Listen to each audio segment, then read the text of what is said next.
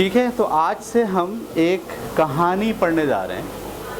اس کہانی کا نام ہے، پہلے بھی آپ نے شاید پڑھی ہے یا نام سنا ہے، الکیمسٹ. یہ ایک مصنف ہے، اس کا نام ہے پاولو کویلیو. صحیح. برازیل، جو امریکہ کی ایک خطہ ہے برازیل، اس برازیل کے اندر ایک آدمی مصنف ہے جس نے بڑی زبردست کتابیں لکھی ہیں. اس نے یہ کتاب لکھی ہے، اس کا نام ہے الکیمسٹ. اس آدمی کا نام کیا ہے؟ پاولو کویلیو. صحیح ہے. بہت سارے ناول لکھے ہیں اس نے. اس میں سے یہ جو ناول ہے الکیمسٹ، یہ بڑا مشہور ہوا بہت، اور بہت بکا، لوگوں نے بہت پڑھا. پھر اس کے ترجمے ہوئے، ہمارے یہاں بھی اردو میں ترجمہ ہوا اس کا، میرے پاس ہے، جو میں آپ کو پڑھ کے سناؤں گا. ٹھیک ہے.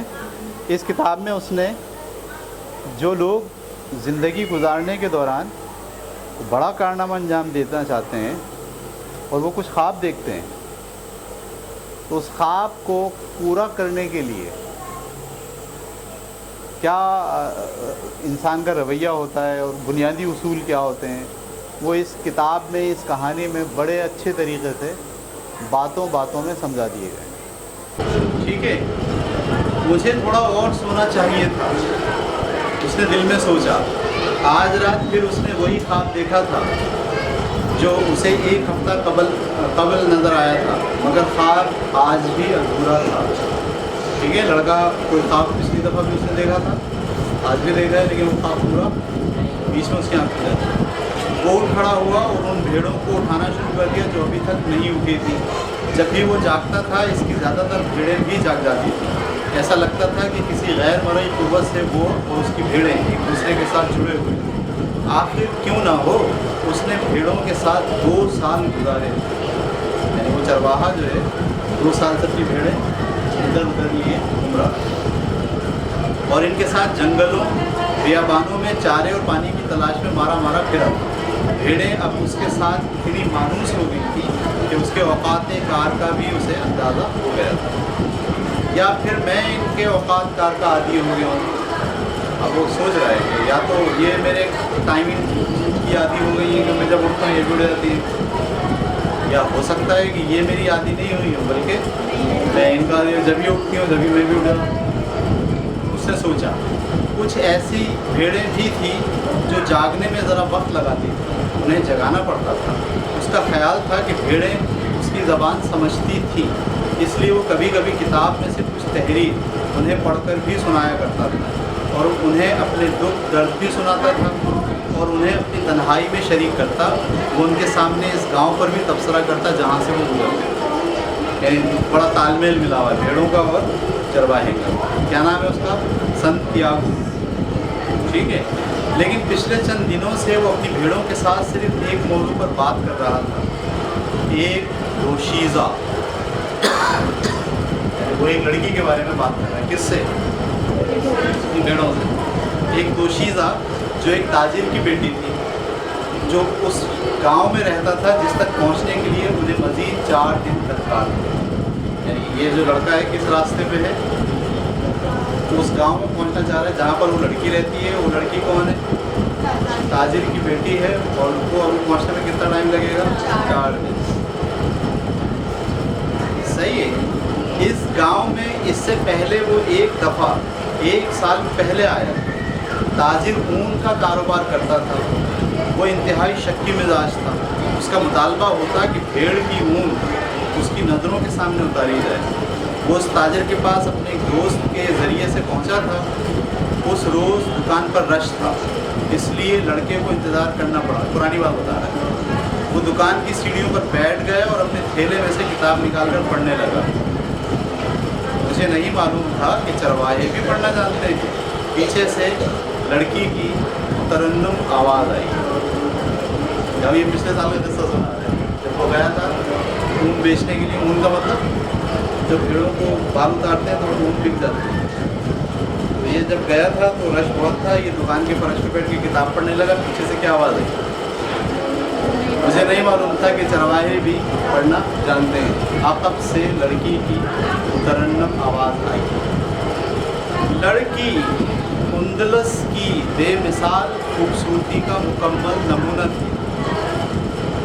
سیاہ لہراتے بال، گہری خوبصورت آنکھیں جن میں عرب کے نقوش تھے۔ جی ہاں، لیکن میں نے کتاب کی نسبت اپنی بھیڑوں سے زیادہ سیکھا ہے۔ لڑکی نے کیا بولا؟ مجھے نہیں معلوم تھا چرواہا بھی پڑھنا جانتے ہیں۔ اس نے کیا جواب دیا؟ جی ہاں، لیکن میں نے کتاب کی نسبت اپنی بھیڑوں سے زیادہ سیکھا ہے، اس نے جواب دیا۔ اگلے 2 گھنٹے تک وہ ایک دوسرے کو اپنے حالات سناتے رہے، جیسے سب پڑھنے والے سیکھتے ہیں۔ تم نے پڑھنا کیسے سیکھا؟ لڑکی نے پوچھا۔ جیسے سب پڑھنے والے سیکھتے ہیں اسکول میں۔ اگر تم پڑھنا جانتے ہو تو تم بھیڑیں کیوں چراتے ہو؟ لڑکا کچھ بڑبڑایا تاکہ لڑکی کچھ نہ سمجھ سکے۔ وہ لڑکی کو اپنے سفر کی کہانیاں سناتا رہا، جنہیں سن کر لڑکی کی گہری آنکھوں میں حیرت اور خوف کا ملا جلا تاثر تھا۔ لڑکا دعا مانگ رہا تھا کہ وقت تھم جائے، وقت تھم جائے، یا پھر لڑکی کا باپ مزید مصروف ہو جائے اور اسے لڑکی کے ساتھ کچھ مزید وقت گزارنے کا موقع مل جائے۔ لیکن اس کی دونوں دعائیں قبول نہیں ہوئی اور تاجر نے اسے 4 بھیڑوں کی اون اتارنے کو کہا۔ جب وہ فارغ ہوا تو بیوپاری نے اسے پیسے دیے اور کہا کہ وہ اگلے سال پھر آئے، اور اب 4 دن بعد وہ دوبارہ اس گاؤں میں ہوگا۔ وہ اس بات پر مسرور بھی تھا، لیکن اس کے دل کے کسی خانے میں خوف بھی چھپا ہوا تھا کہ کہیں لڑکی اسے بھول ہی نہ چکی۔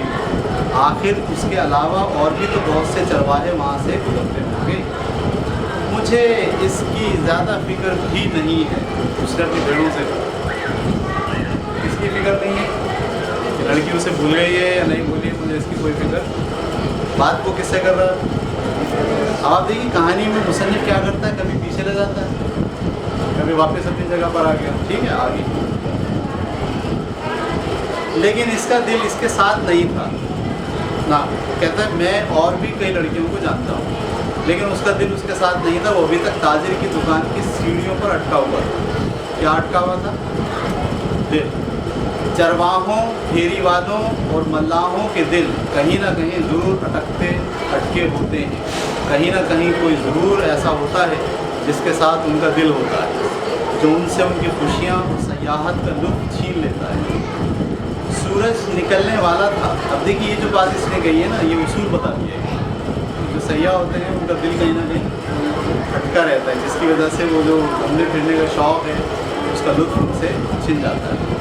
سورج نکلنے والا تھا، اس نے اپنے ریوڑ کو مشرق کی طرف موڑا۔ انہیں کبھی فیصلہ کرنے کی دقت نہیں اٹھانا پڑتی، شاید اسی لیے یہ میرا اتنا نزدیک رہتی ہے، اس نے دل میں سوچا۔ آگے وہ کہتا ہے صرف چارے اور پانی کا حصول ہی ان کی زندگی کا مقصد ہے۔ کن کی زندگی کا مقصد ہے؟ بھیڑوں۔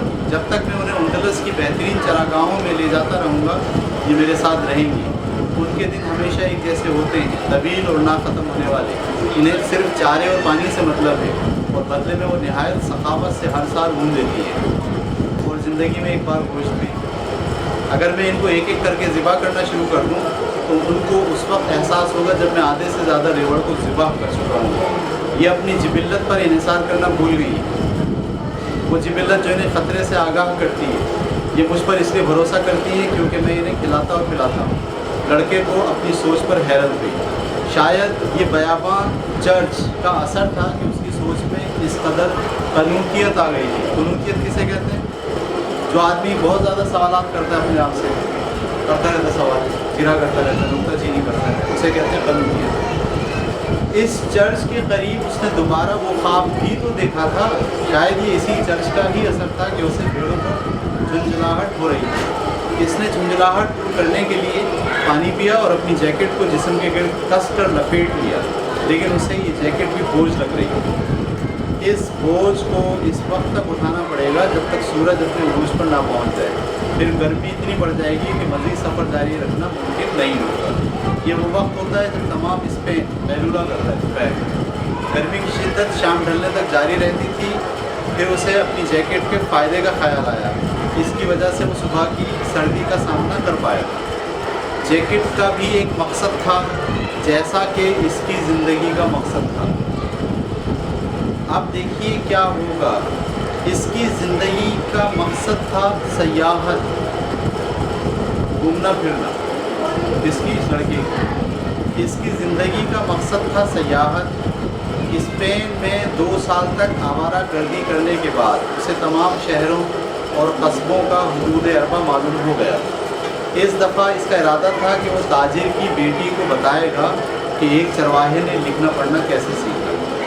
16 साल की उम्र तक उसने मदरसे में तालीम हासिल की थी। अब ये फिर चला गया पीछे। 16 साल की उम्र तक उसने मदरसे में तालीम हासिल की थी। उसके वालिदैन की ख्वाहिश थी कि वो पादरी बने ताकि पूरा ख़ानदान उस पर फ़ख्र कर सके। अब आप क्या चाहते थे? वो पादरी बने, क्योंकि पादरी बड़ा मोअज़्ज़िज़ होता है। वो ख़ुद सख्त मेहनत करते थे सिर्फ 2 वक्त की रोटी के लिए, बिल्कुल उसकी भेड़ों की तरह। उसने मजहबी तालीम के साथ हिस्पानवी और लातीनी ज़बान भी सीखी थी, लेकिन बचपन से ही उसकी ख्वाहिश थी कि वो दुनिया की सैर करे। वालिदैन क्या चाहते हैं और वो क्या चाहता है? ये मकसद उसके नज़दीक खुदा को जानने और पादरी बनने से ज़्यादा अहम था। एक दोपहर उसने अपनी तमाम तर जुर्रत जमा करके अपने बाप को अपनी इस ख्वाहिश से आगाह कर दिया कि अब्बा, मैं पादरी बनना, मैं क्या चाहता हूँ? घूमना फिरना। सही है। तो बाप ने क्या कहा, हमारे गांव में पूरी दुनिया के सयाह आते हैं, सारी दुनिया से घूमने कहाँ आते हैं लोग। वो किसी नई चीज़ की तलाश में आते हैं और जब वापस जाते हैं तो बिल्कुल वैसे ही होते हैं जैसे कि वो यहाँ आने से पहले थे। उसके बाप ने उसे समझाते हुए कहा, वो उस पहाड़ पर चढ़ने की मशक्क़त सिर्फ इसलिए झेलते हैं।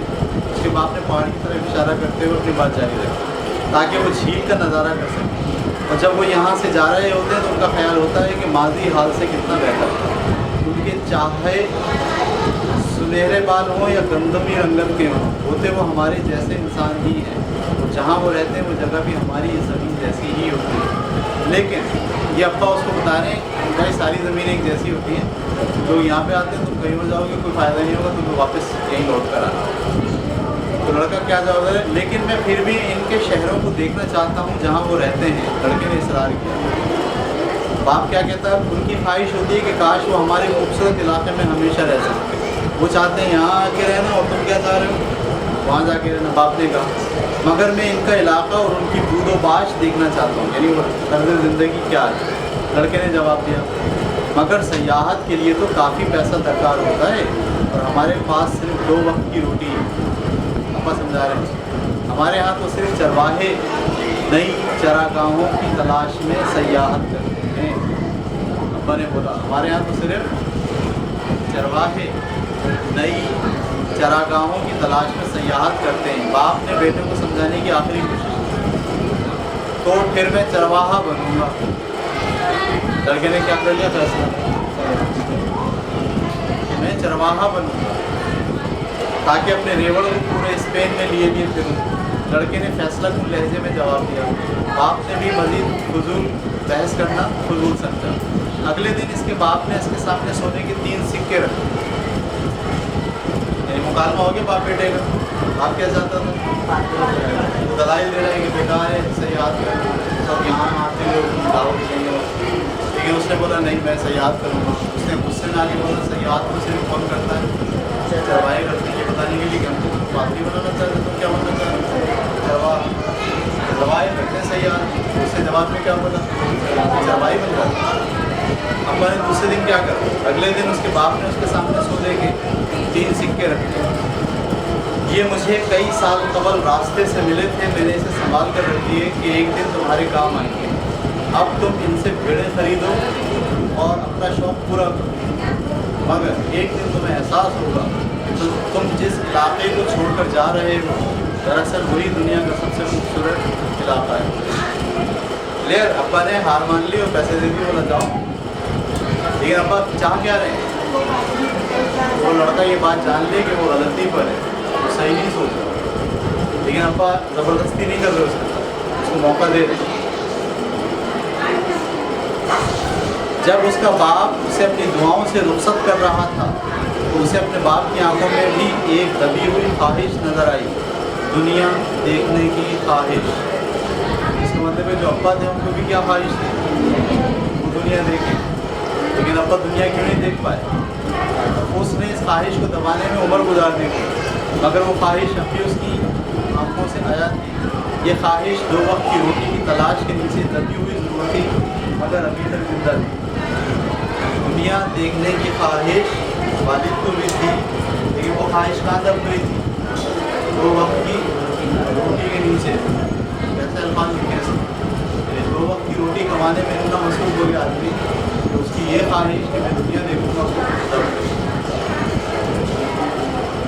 तो ये था जनाब उस लड़के का चरवाहा बनने का फैसला। ये जो चरवाहा है ऐसी चरवाहा नहीं है, ये अच्छे घर का लड़का है जिसके वालिदैन क्या चाहते थे, इसे पादरी बनाना, और ये क्या चाहता था, दुनिया देखना।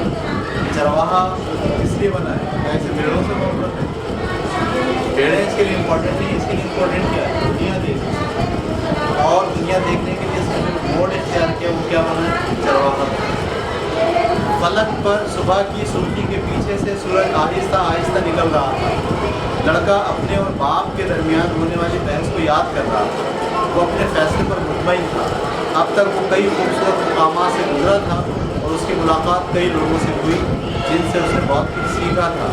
बहुत सी औरतों से भी मिला, मगर उनमें से कोई भी उस जैसी नहीं थी जिससे उसने चंद दिन बाद मिलना था।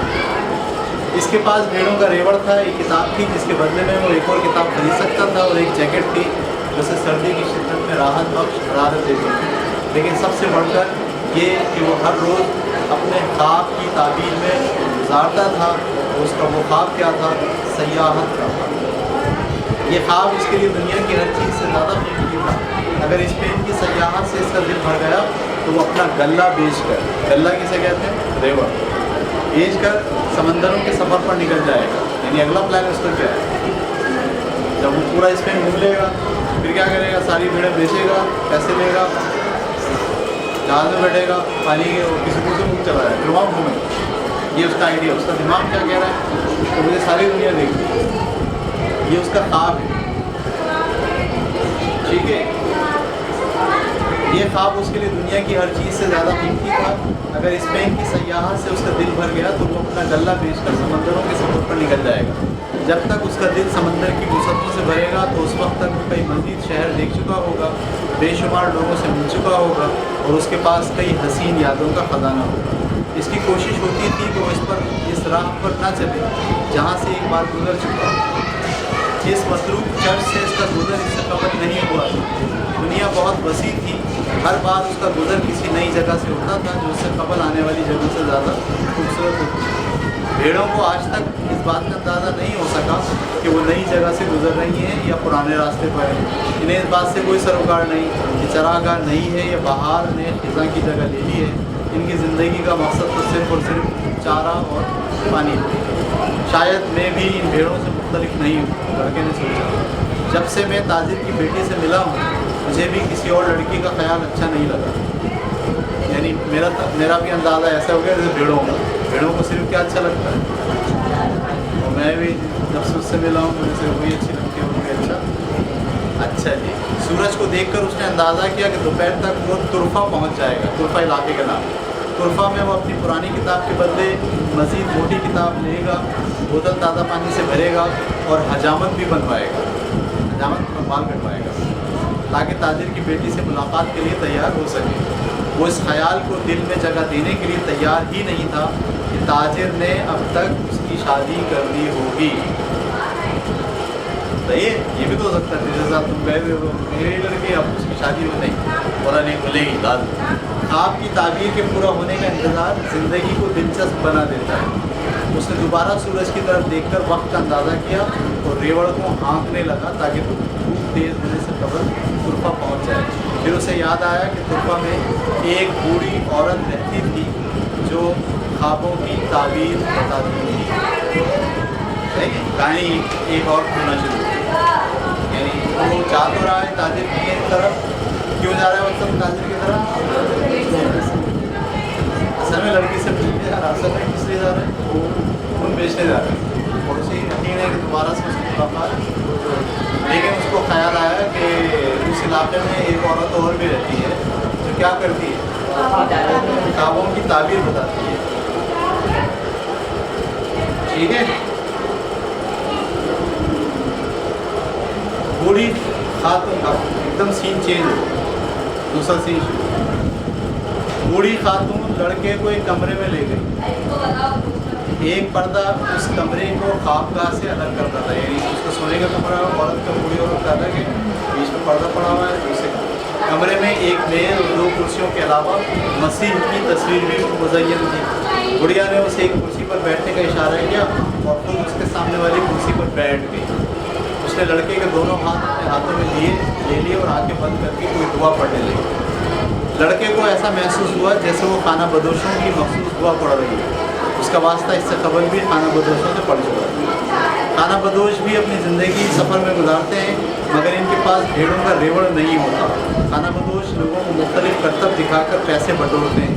इनके बारे में ये तासुर भी पाया जाता था कि वो खरकारी भी करते हैं, यानी बच्चों को पकड़ लेते हैं, उनकी टांगें वांगे तोड़ देते हैं, फिर उनसे भीख मंगवाते हैं। इसको क्या कहते हैं?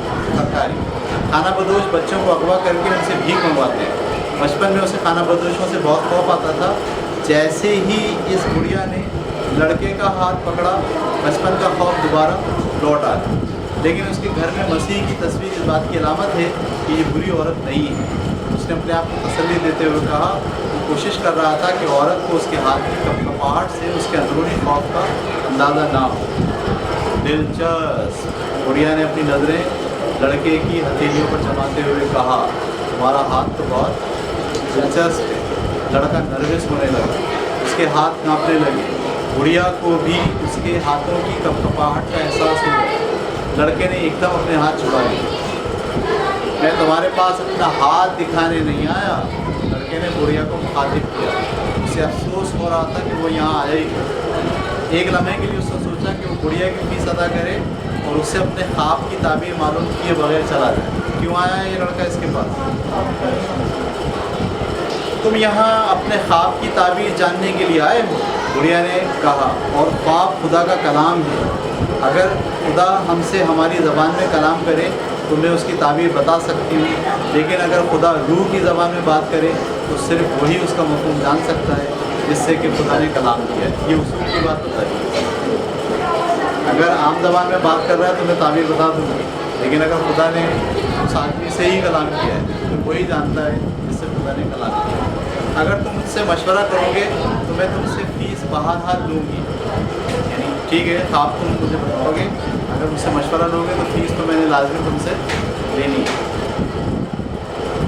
एक और करतब लड़के ने सोचा, फिर भी इसने सोचा कि एक चांस लिया जाए। चांस लेना चरवाहे की जिबिल्लत में शामिल होता है।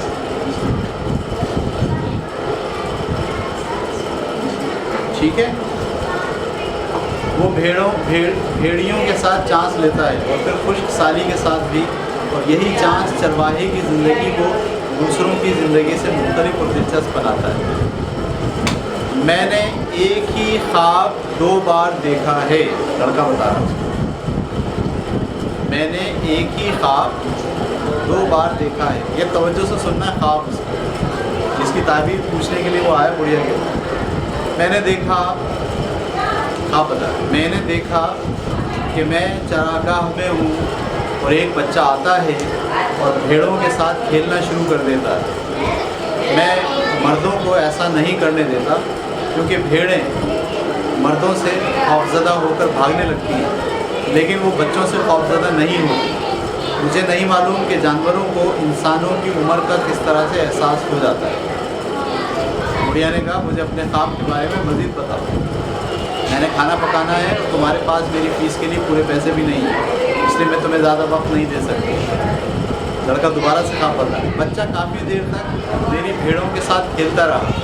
लड़के ने अपनी बात दोबारा शुरू की। अचानक बच्चे ने मुझे मेरे दोनों हाथ से पकड़कर उछाला और मुझे एहराम मिस्र फेंक दिया। मिस्र का एहराम है ना, पिरामिड जो है, वहाँ फेंक। उसने थोड़ा सा रुका ताकि जान सके कि बुढ़िया को एहराम मिस्र का कुछ अंदाज़ा था कि नहीं, लेकिन बुढ़िया खामोश रही। फिर एहराम मिस्र पर उसने लफ्ज़ एहराम मिस्र ठहर कर और खींच ادا کیا تاکہ گڑیا سمجھ سکے. بچے نے مجھ سے کہا اگر تم یہاں آؤ تو تمہیں ایک خزانہ مل سکتا ہے، لیکن جیسے ہی وہ مجھے خزانے کی جگہ دکھانے لگتا ہے میری آنکھ کھل جاتی ہے. یہ ہے خواب. کیا ہے خواب؟ میں بیڑے چلا رہا ہوں، ایک لڑکا ہے میری بیڑوں کے ساتھ کھیل رہا ہے. صحیح کھیلتے کھیلتے وہ اچانک میرے پاس آتا ہے اور آگے میرے دونوں ہاتھ پکڑ کے مجھے اچھالتا ہے. میں کہاں جاتا ہوں؟ لہرا میں پھر سے وہ کہتا ہے کہ تم یہاں تمہارے پاس کیا ہے؟ ایک خزانہ ہے. اب وہ جیسے ہی اس خزانے کی جگہ مجھے لے کے جا رہا ہے میری کیا کھل جا رہی ہے؟ آنکھ کھل جائے. یہ خواب میں کتنی بار دیکھ چکا ہوں؟ لہٰذا آپ سے بھی کیا پوچھنا ہے اس کے بعد یہاں ہم روکتے ہیں. انشاءاللہ اگلی کلاس میں آگے